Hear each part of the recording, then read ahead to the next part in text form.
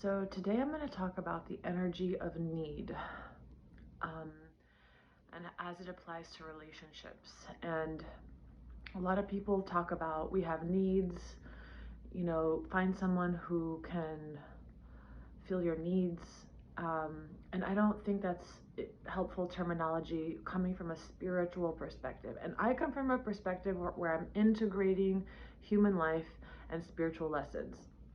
So, if you're interested in finding your twin flame or, that kind of relationship and have it be a harmonious one, you can't have the attitude that you're going to find someone to fill your needs. Like men who say, I want a nurturing woman.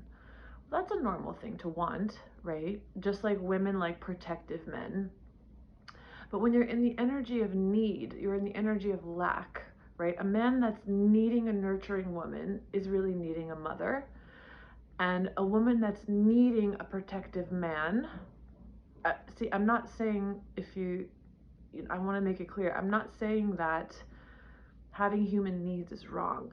I'm talking about the energy of need and the energy of lack. So for example, a woman that needs a protector and a provider, a lot of times those women will make choices to marry people for money.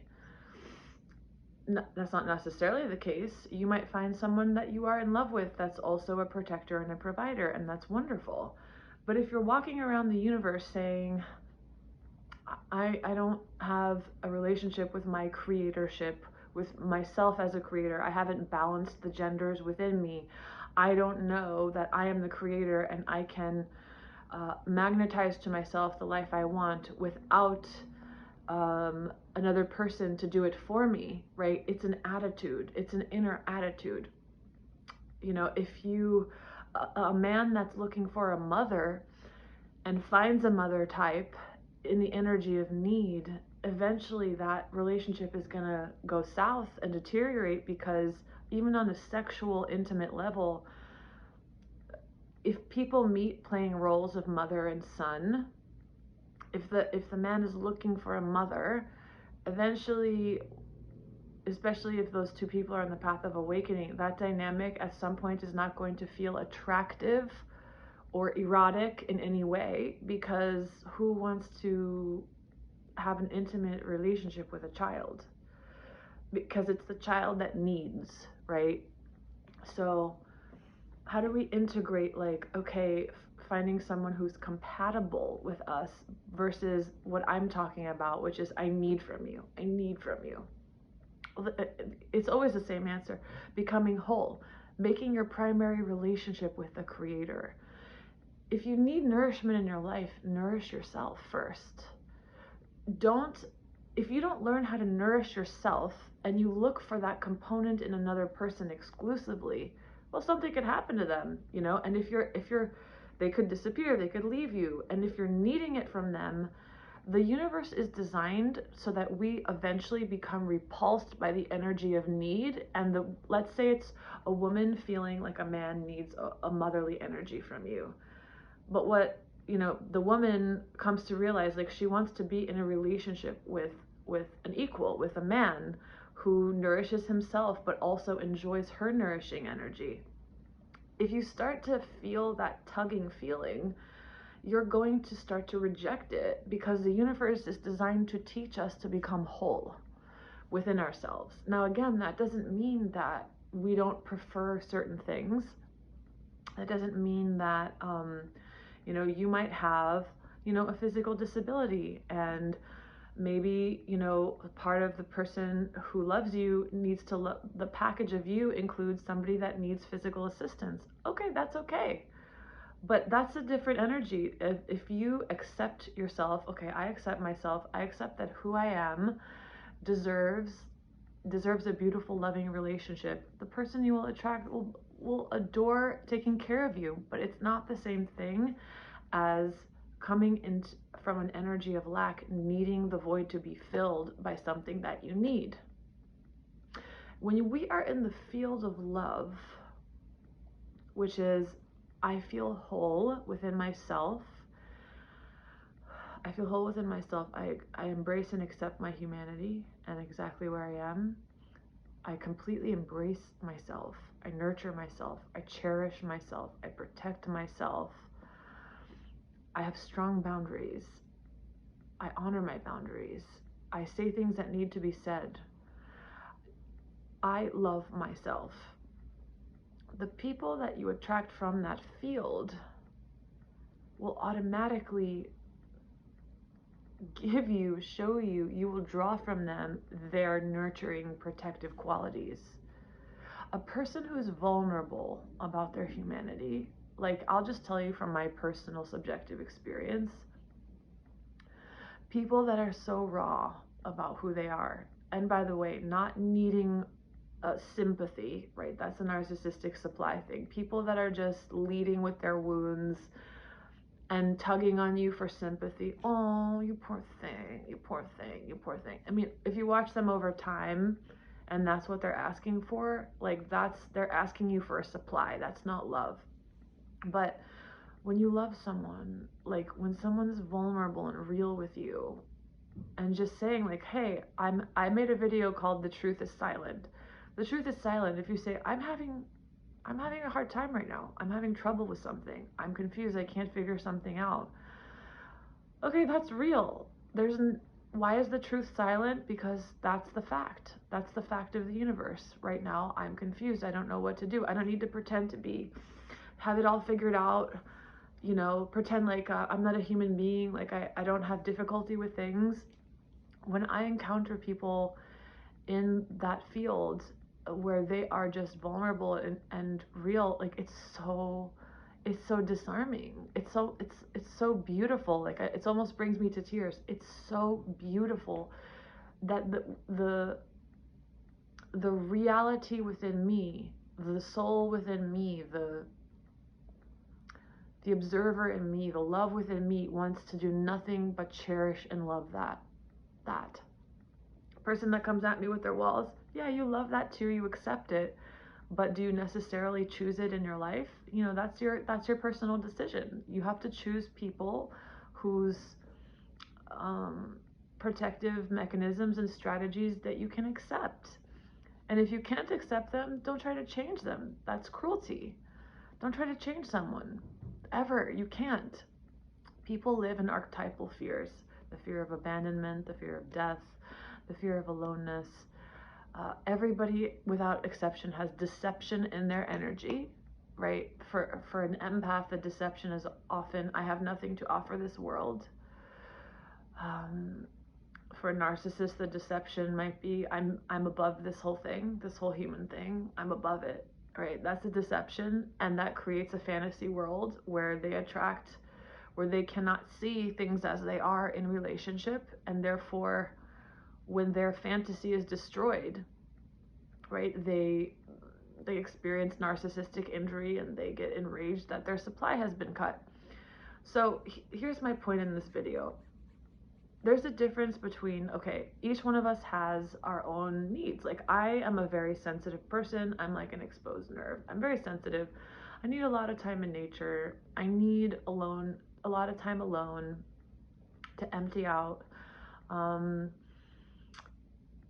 I need to have my own schedule because my rhythms are unpredictable. And I'm so sensitive that like if I spend a lot of time with a lot of people, which I don't usually do, like I might have a very hard time falling asleep because all the stimulation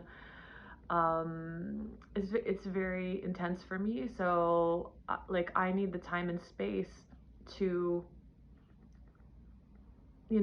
like I structure my life in a way that when I work, it's totally up to me when and where I do it. I cannot work for anyone. Like that's I used to do it. It's something I could never possibly do again. But I accept that about myself. Like I accept it. Like I don't defend it. I don't justify it. I need a lot of rest. I need to travel a lot because travel is part of my soul's way of expanding, and sometimes I travel alone, and sometimes and I want to travel more and more with friends and other people, but I completely accept this about myself. So I don't have to when you're in complete self-acceptance, you usually don't have to train someone how to love you and say, these are my needs. These are my needs. You usually magnetically attract someone who knows themselves well enough and accepts themselves deeply enough that it's obvious to them, like, oh, okay, like, in human design, this is interesting. Projectors, that's my human design. Projectors often need to sleep in their own beds because they have an open sacral, and so they take in the sacral energy of others and amplify it. And sometimes it's really hard for the body to calm down enough to be able to fall asleep. Especially if you're in a relationship with another type, with a generator, with a manifesting generator. And so I've just come to accept all this about myself, and in my experience, I've had people that just accept me because I accept myself. I haven't had to train them like a pony to be like, this is what I need, this is what I need, this is what I need. Now, in relationship, when we decide to heal certain things together, right? You have to find a balance if you're on a spiritual path. For example, if you're trying to heal the fear of abandonment, abandonment is something, aloneness, psychological aloneness is medicine that everybody has to feel. Whether if it's you temporarily disconnect from your family that you connect with every day, whether it's you temporarily disconnect from a partner. Like, psychological aloneness is very important so that you can show yourself, so that you can feel the things, the eyes of the needle of enlightenment. Like, we can realize the self and have mystical experiences, but if you feel like you're dying when you're perceiving that you're being abandoned, like, you're not free. So if you want to be free, right, freedom isn't saying to a partner, okay, do all these things so that I never feel this. Do all these things. You might have a reasonable request, like, okay, when you land at the airport, if you're traveling without me, let me know you're okay. Let's connect at the end of the night, say goodnight to each other if it's possible. Like, agreements are healthy, but like this whole narrative of like, let me tell you like exactly how you need to love me, exactly how so that I never feel pain. No, that's manipulation. That's you manipulating yourself. That's you enabling yourself from ever feeling free. There's a term called a needless person, which I think that's an unfortunate use of vocabulary. Basically someone who feels like they don't exist, they don't need anything, which I think a lot of people self-diagnose themselves as that when that's not what's going on at all. I think a better term would be an unindividuated person. An unindividuated. I don't believe that what I need for myself matters, so I ignore it, subdue it, and instead I derive all my worth from playing roles, like the helper, like the savior. And when you're really sensitive to somebody's needs, when you're in the field of love and you are empathic, you naturally support what they need. Like, you naturally support it. Like, if you meet someone who has spent a lot of their past, even in past relationships, like losing themselves, getting unfocused from their work, and like going into overdrive trying to like help their partner. Well, they have their own shadow reasons why they chose that dynamic, but an empath in that situation would say, okay, what you need is to focus on yourself. I know that's what you're yearning for, longing for, and maybe you don't feel like you have the permission to say that out loud. I'm telling you, you have the permission. That's real empathy. Empathy is not just feeling someone's feelings. Empathy is like taking someone as a part of you and being like, okay, if I'm going to be mature, even if I have a lot of fears, even if I have a fear of abandonment, I know that this person needs to focus on their work, focus on themselves, focus their energy on whatever they need to learn to progress themselves forward in ways that they've always wanted to. I'm not going to selfishly demand them to be my caretaker. Like, I've seen that. I've heard stories about that, and it makes me sad. I think when you know yourself and accept yourself really deeply, you're in the field of love where nourishment, protection, and empathy and encouragement of what would actually be very healthy for someone is the most natural thing in the world.